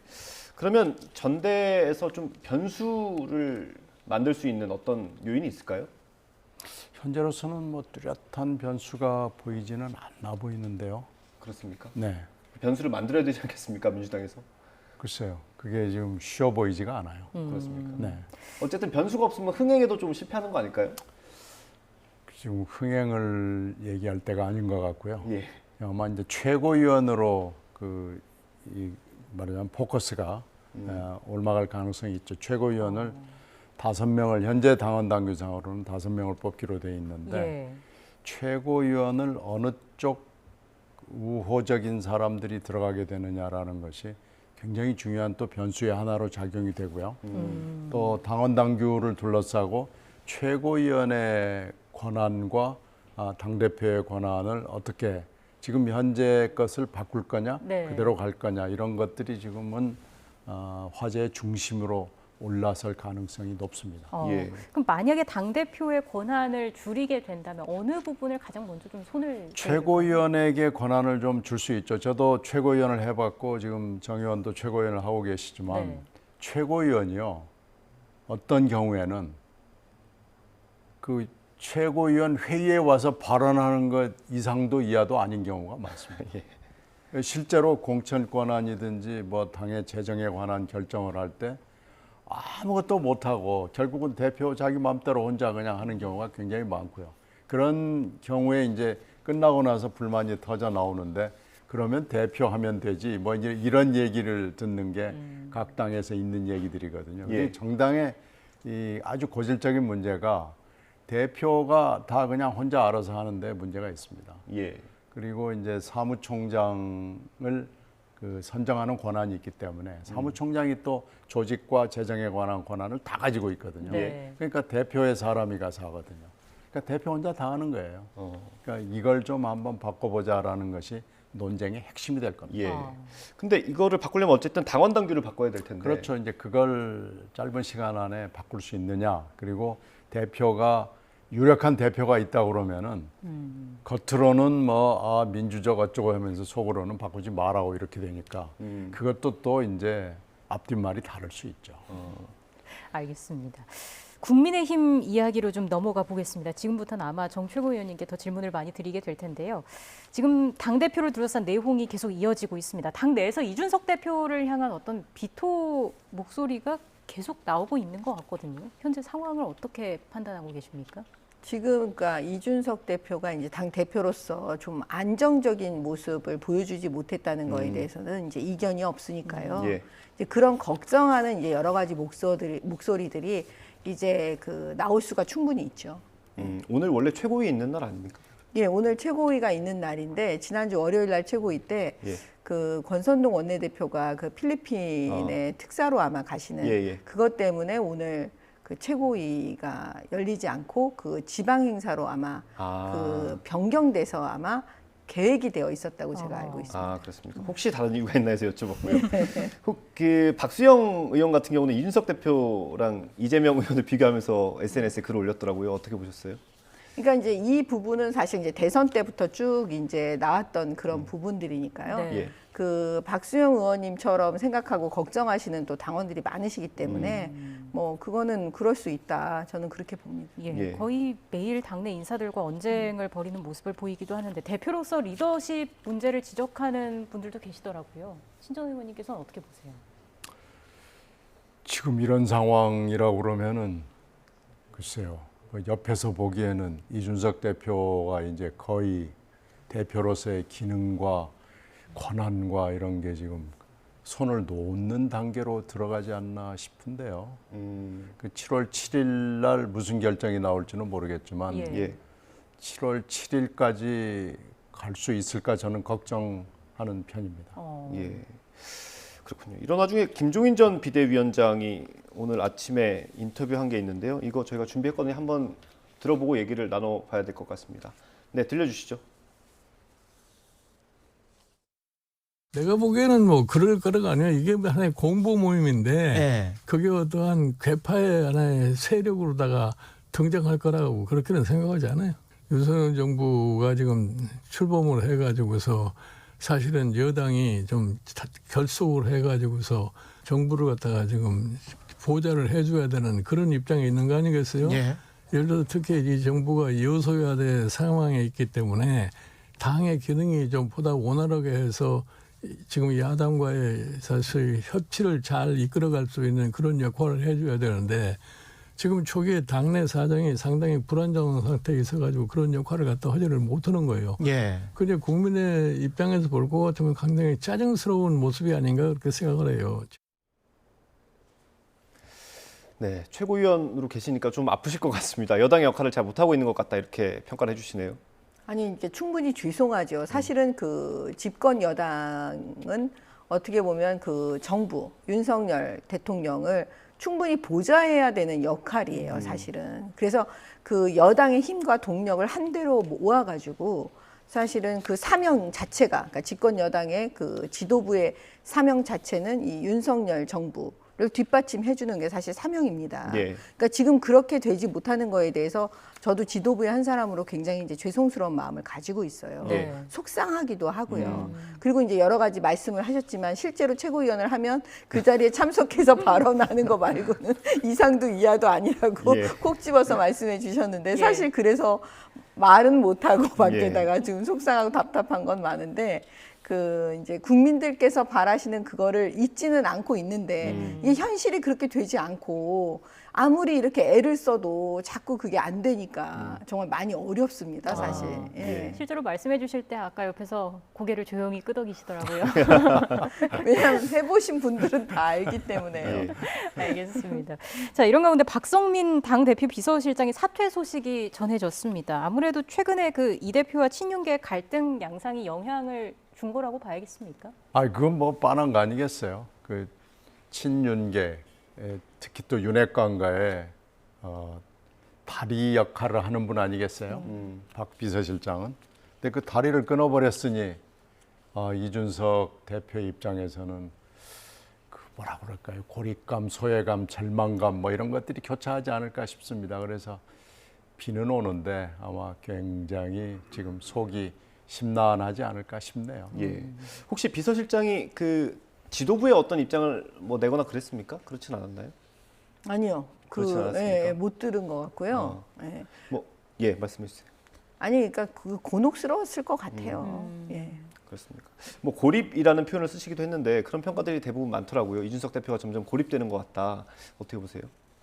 글쎄요. 그냥 저는 그 박성민 비서실장이 이제 옆에서 뵈면 굉장히 많이 힘드시겠구나.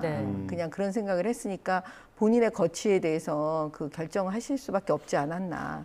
그냥 저는 그렇게 그냥 인간적으로도 그냥 느끼고 있습니다.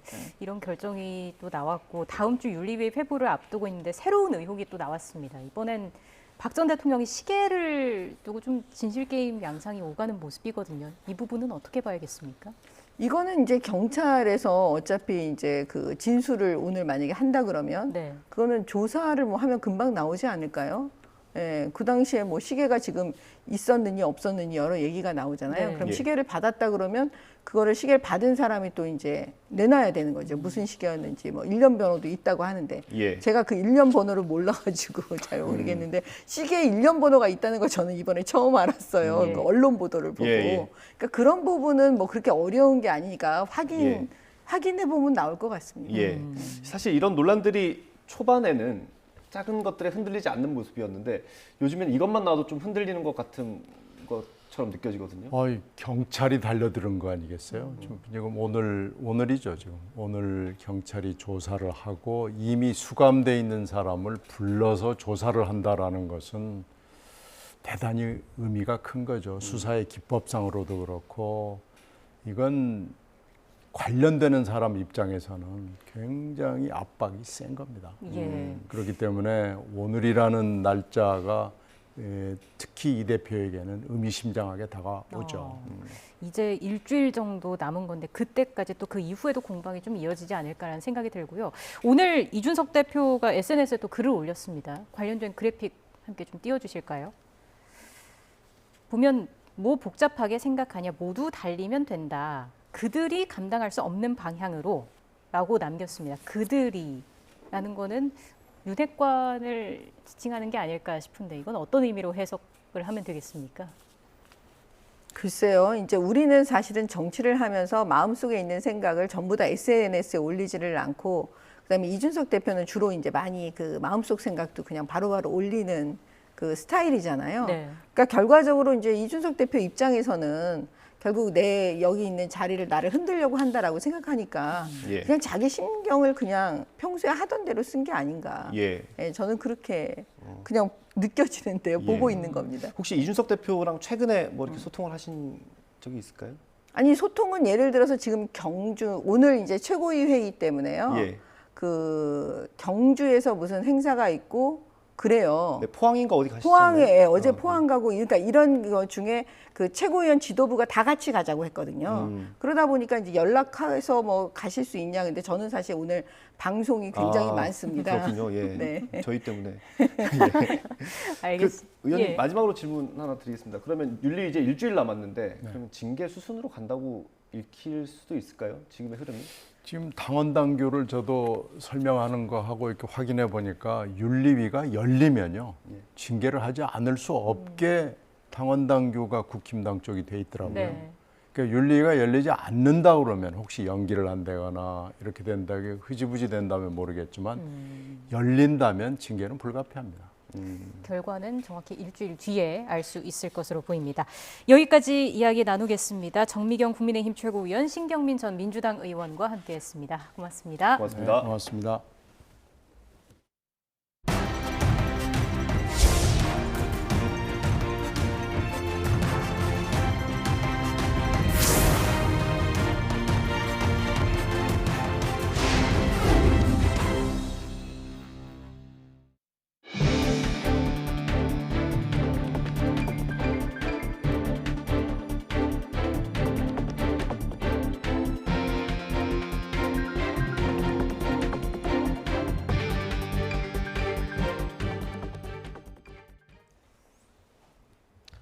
네, 수도권에 호우 경보가 내려진 가운데 시간당 50mm 안팎의 물폭탄이 쏟아지면서 산사태 특보도 확대되고 있습니다.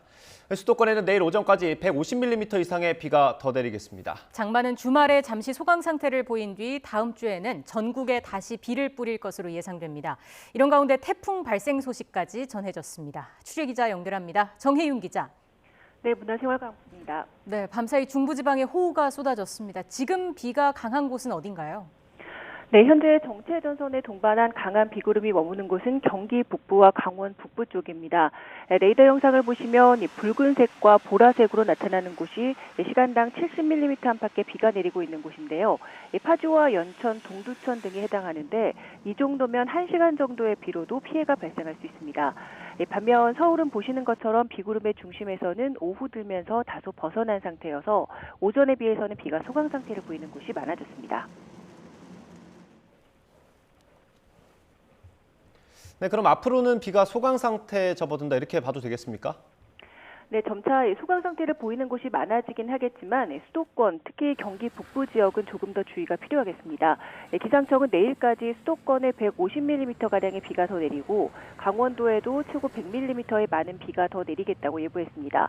특히 파주 등에는 시간당 50mm 안팎의 물폭탄이 쏟아지고 있어서 집중호우로 인한 산사태와 침수 피해 가능성이 남아 있습니다. 현재 중부지방에는 산사태 위기경보 주의 단계가 발령 중입니다. 산사태 특보는 수도권과 강원도를 중심으로 강화하고 있는데요. 충남 당진과 아산에 이어서 경기도 여주 지역에도 산사태 경보가 내려졌고요. 인천과 양평 등 경기도 곳곳에도 주의보가 발령 중입니다. 강원도에도 철원과 횡성에 이어서 홍천에 산사태 주의보가 확대됐습니다. 이 지역에 계신 분들은 미리 대비를 해주셔야겠습니다. 네, 서울 등 수도권에 지난 밤사이 이미 많은 비가 내렸는데 얼마나 내렸습니까? 네, 밤사이 가장 많은 비가 내린 곳은 충남 지방입니다. 서산에 300mm에 육박하는 물폭탄이 쏟아졌고 경기도 용인 지역에도 270mm가 넘는 누적 강우량을 기록했습니다. 서울에서도 금천구에 무려 195mm의 많은 비가 내렸습니다. 네, 홍수주의보가 내려진 곳도 있습니까? 네, 그렇습니다. 밤사이 폭우 속에 하천 수위가 높아지면서 오늘 오전 서울 대곡교와 남양주 진관교에 홍수주의보가 내려졌습니다. 서울 대교고가 위치한 송파구 인근 지역을 보면 오전까지 시간당 20mm 안팎의 강한 비가 내리다 지금은 다소 약해진 모습인데요. 오후에 한 차례 정도 더 비가 내릴 가능성이 있기 때문에 하천 주변 주민들의 지속적인 주의가 필요할 것으로 보입니다. 네, 그런데 중부와 달리 남부는 무더위가 기승이라면서요. 남부는 폭염특보가 확대했습니까? 네, 그렇습니다. 남부지방은 북태평양 고기압의 영향권에서 폭염특보가 더 확대되고 더 강화됐습니다. 대구와 영천, 경주 등 경북 내륙에 폭염경보가 내려졌고 그 밖에 충청과 남부, 강원 영동 지역에는 폭염주의보가 확대 발령 중입니다. 중부지방도 내일 오후부터 주말까지는 장마가 소강 상태를 보이면서 무더위와 열대야가 이어질 것으로 보여 호우 뒤에는 전국이 더위에 시달려야 할 것으로 보입니다. 네, 저희가 전해드리기도 했는데 태풍이 발생했던데 이건 얼마나 영향을 미치겠습니까? 네, 일단 진로부터 좀 살펴드리면 오늘 오전 먼 남해상, 그러니까 이 필리핀 마닐라 동쪽 해상에서 제3호 태풍 차바가 발생을 했습니다. 하지만 이 태풍은 다음 주 초반 중국 남부 해안에 상륙할 것으로 보이기 때문에 우리나라에 직접적인 영향은 없을 것으로 보입니다. 다만 이 태풍이 소멸한 뒤에 남긴 많은 수증기가 우리나라로 유입될 가능성이 있어서 주의가 필요한데요. 이 시점이 다음 주 중후반이 될 것으로 보입니다. 기상청은 다음 주 월요일 남부지방을 시작으로 화요일부터 전국에 다시 장맛비가 내릴 것으로 예상하고 있습니다. 그런데 다음 주 태풍 수증기가 우리나라 남서쪽으로 유입되면서 정체 전선을 더 강화할 가능성이 큰 상황입니다. 기상청은 이번 주보다 다음 주에 더 강하고 많은 비가 내릴 가능성이 크다며 호우 대비에 만전을 기해 줄 것을 당부했습니다. 지금까지 YTN 정혜윤입니다. 오늘 새벽 0시 반쯤 인천 계양구 수도권 제1순환고속도로 서운 분기점 부근에서 30대 남성 A씨가 중앙분리대를 들이받는 사고를 낸 뒤 차량 바깥에 나와서 있다가 승용차 2대에 치였습니다. 이 사고로 A씨가 숨지고 다른 승용차 운전자 2명은 다쳐 병원으로 옮겨졌습니다. 경찰은 A씨가 빗길에 미끄러져 사고를 낸 뒤 차량 상태를 확인하려고 바깥에 나와 있다가 다른 차량에 잇따라 들이받친 것으로 보고 정확한 사고 경위를 조사하고 있습니다. 오늘 오전 10시쯤 경기 수원시 영동고속도로 강릉 방향 광교터널 출구에서 25톤 화물차가 빗길에 미끄러졌습니다. 다친 사람은 없었지만 사고 차량이 터널 출구를 막으면서 터널에 진입한 차들이 역주행해 도로를 빠져나오는 소동이 빚어졌습니다. 서울시가 오늘 시내 전역에 호우경보가 발효됨에 따라 출퇴근길 시민 불편을 최소화하기 위해서 지하철과 버스 운행 횟수를 확대합니다. 시는 우선 오늘 대중교통 집중 배차 시간을 출근 시간대 오전 9시 30분까지, 퇴근 시간대 저녁 8시 30분까지 30분씩 연장합니다. 지하철은 5에서 8호선 위주로 출근 시간대에 12회 늘려 운행하고 호우경보가 계속될 경우 퇴근 시간대에는 6회 증편합니다. 버스도 출퇴근 집중 배차 시간을 30분 연장해 운행하는데 다만 버스는 주요 도로 통제로 우회하는 차량이 많아지면 배차가 지연될 수 있습니다. 완도 실종 가족을 부검한 결과 사망 원인을 정확히 알 수 없다는 소견이 나왔습니다.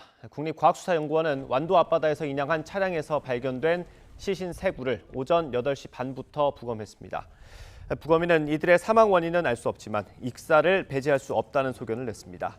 다만 시신의 외상이나 특별한 질병은 없었던 것으로 보인다고 덧붙였습니다. 조윤아 양 가족은 행적이 끊긴 지 한 달 만에 모두 숨진 채 발견됐습니다. 실종 사고로 수색이 시작된 지 8일 만입니다. 그동안의 행적을 김범한 기자가 정리했습니다. 조윤아 양 실종 신고가 접수된 것은 지난 22일입니다. 제주도로 한 달 살기 체험을 간다던 윤아 양이 기간을 넘기고도 학교에 나오지 않았기 때문입니다. 그런데 윤아 양 가족이 도착한 곳은 제주도가 아니라 명사심리 해수욕장이 있는 이곳 완도 신지도였습니다. 윤아 양의 어머니는 한 달 살기를 신청한 지난달 17일에 이곳에 있는 펜션을 예약했습니다. 경찰은 다리로 연결된 바로 옆에 있는 고금도가 윤아 양 아버지의 외가여서 신지도를 찾은 것으로 보고 있습니다. 윤아 양 일가족이 예약한 펜션에 투숙한 것은 지난달 24일입니다. 먼저 나흘을 지냈는데 윤아 양은 이상하게도 단 한 번도 밖에 나오는 모습이 CCTV에 찍히지 않았습니다. 엄마가 쓰레기 분리수거를 하고 나가고 쓰레기 분리수거하고 와서 다시 또 그 트렁크 짐을 차에다가 싣고 다시 올라와서 이렇게 일행이 나간 거예요. 토요일은 방이 없어서 옆에 있는 펜션에서 묵었고 다시 다음 날부터 이틀 동안 전에 묵었던 펜션의 수영장이 딸린 풀 빌라에 들었습니다. 그런데 수영장 원수도 신청하지 않고 아예 쓰지도 않았습니다. 그러다가 마지막 날에는 잠도 자지 않고 밤 11시쯤에 어머니가 축 늘어진 윤아 양을 업고 펜션을 나섰습니다. 그렇게 한밤에 차를 타는 장면이 CCTV에 찍힌 게 윤아 양 가족의 마지막 행적이었습니다. 방파제로 진입한 게 발견되어서 저희가 잠수부를 동원해서 수색한 결과 그 아크릴로 보이는 그 부품이 발견돼서 집중 수색을 한 결과 이렇게 발견이 된 겁니다. 그리고 윤아 양 가족은 수색 8일 만에 싸늘한 죽음으로 발견됐습니다. YTN 김범환입니다.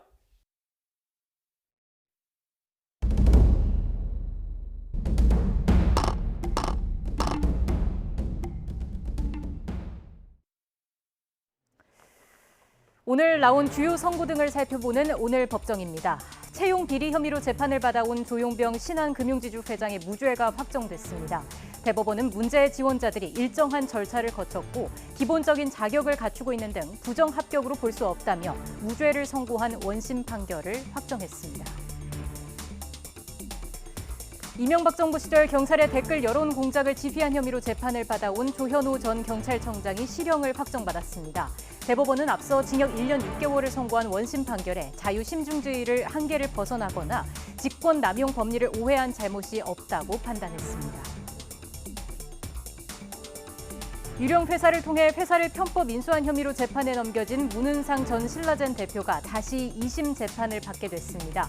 대법원은 특별한 사정이 없다면 신주 인수권 부사체 발행 업무를 담당한 자의 배임이 인정돼야 하는데 원심에서 판단한 배임의 규모가 적다며 사건을 서울고법으로 돌려보냈습니다. 서울 마포구의 한 오피스텔에서 고등학교 동창을 감금해 숨지게 한 남성 2명이 항소심에서도 징역 30년을 선고받았습니다. 서울고등법원은 피해자를 같은 인간으로 생각했다고 보기 어려울 정도로 가학적이었고 동영상으로 범행 장면을 촬영해 즐기는 듯한 모습도 보이는 등 죄질이 불량하다고 지적했습니다. 지금까지 오늘 법정이었습니다.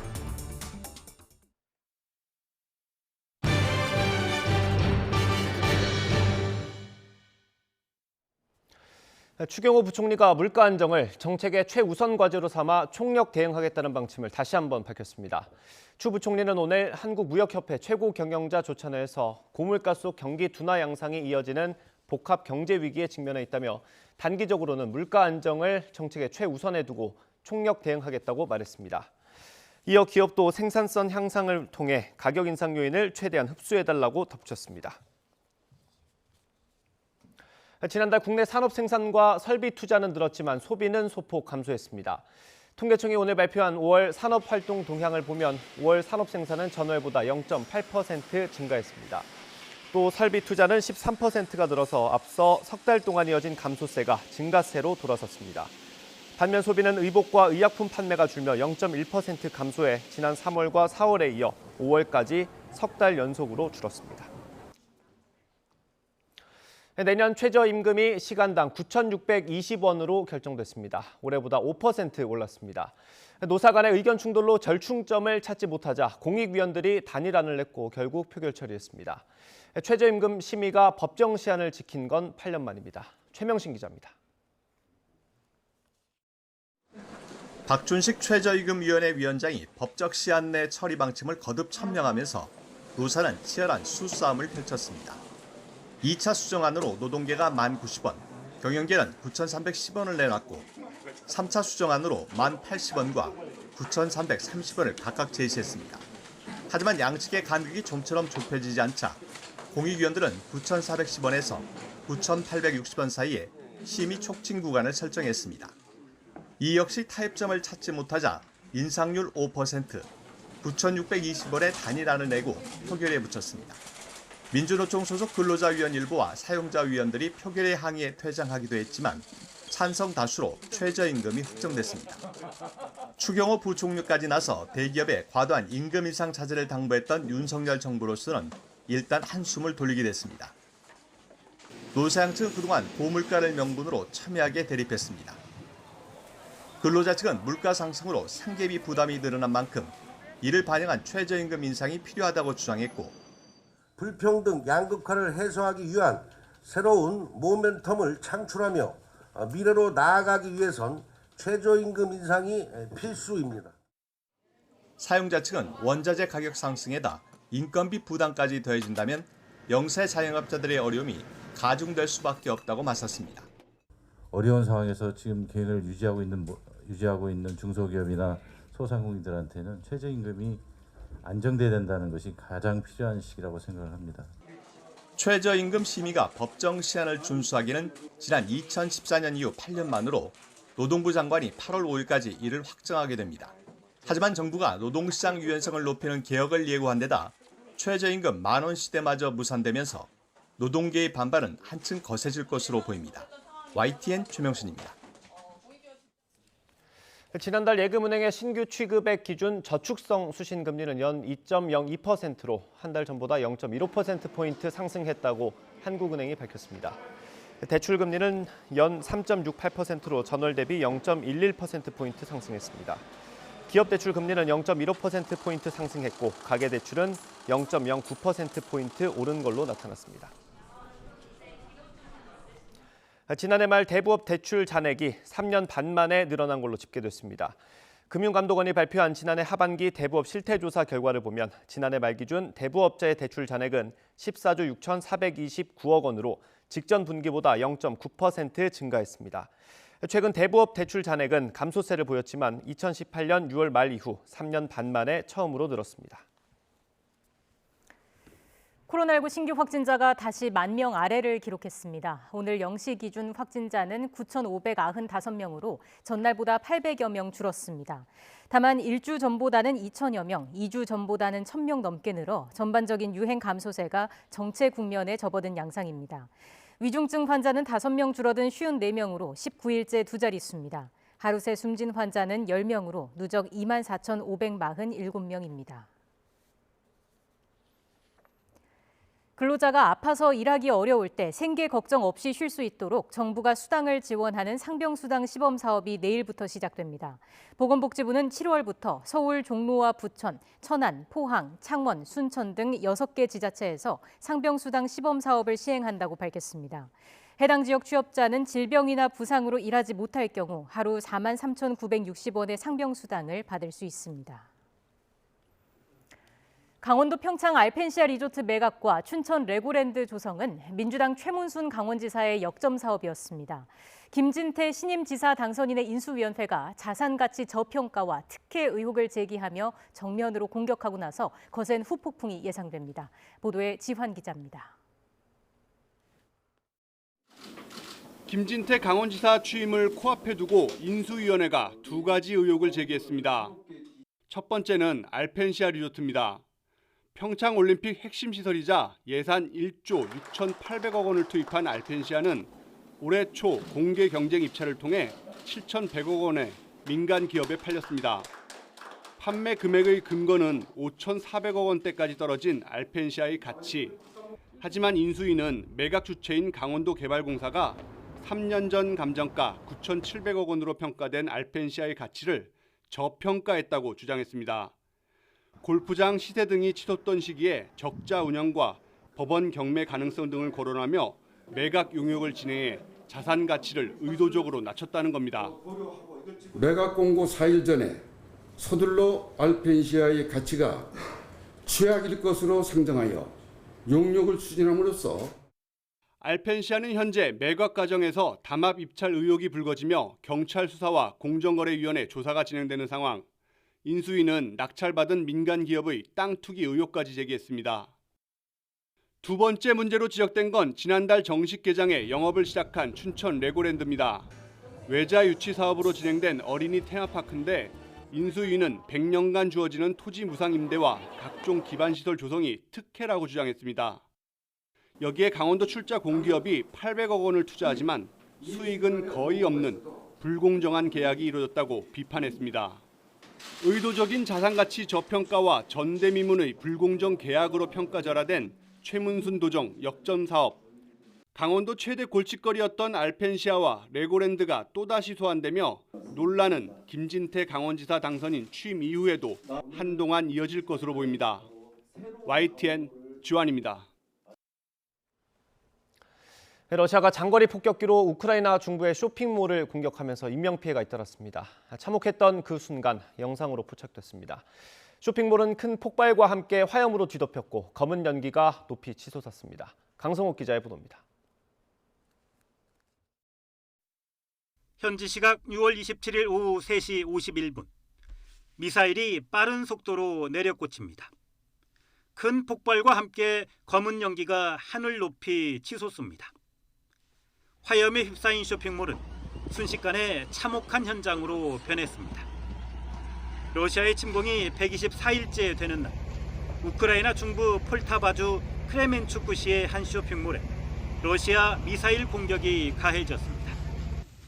우크라이나 정부는 러시아의 투폴레프 폭격기 편대가 약 330km 떨어진 러시아 서부 상공에서 쇼핑몰과 스포츠 경기장을 겨냥해 대함 미사일 공격을 가했다고 밝혔습니다. 젤렌스키 대통령은 러시아가 의도적으로 민간인 시설을 폭격했다며 유럽에서 발생한 가장 잔혹한 테러이자 전쟁 범죄라고 규탄했습니다. Був наказ. Очевидно, що такі координати отримали російські вбивці для цієї ракети. Вони хотіли убити якнайбільше людей в мирному місті, в звичайному торговельному центрі. 미사일이 떨어지기 직전에 쇼핑몰에 공습 사이렌이 울렸지만 대피할 시간이 부족했다고 생존자들은 전하고 있습니다. 크레멘추크시는 인구 22만 명의 대형 정유시설이 있는 공업도시입니다. 시간이 지나 구조 작업이 진행되고 있는 쇼핑몰은 앙상한 벽체가 미사일 공격의 잔혹함을 증언하고 있습니다. 쇼핑몰에 대한 러시아의 미사일 공격이 있던 날, G7, 주요 7개국 정상들은 독일에서 회의를 열고 러시아에 대한 추가 제재와 우크라이나에 대한 지원을 강화하는 데 합의했습니다. 러시아는 최근 일주일 동안 우크라이나 중부와 동부에서 65발 이상의 미사일 공격을 가해 민간인을 포함해 인명피해가 커지고 있다고 영국 일간 가디언은 보도했습니다. YTN 강성욱입니다. 우크라이나와 친러시아 측이 100여 명이 넘는 포로를 서로 교환했습니다.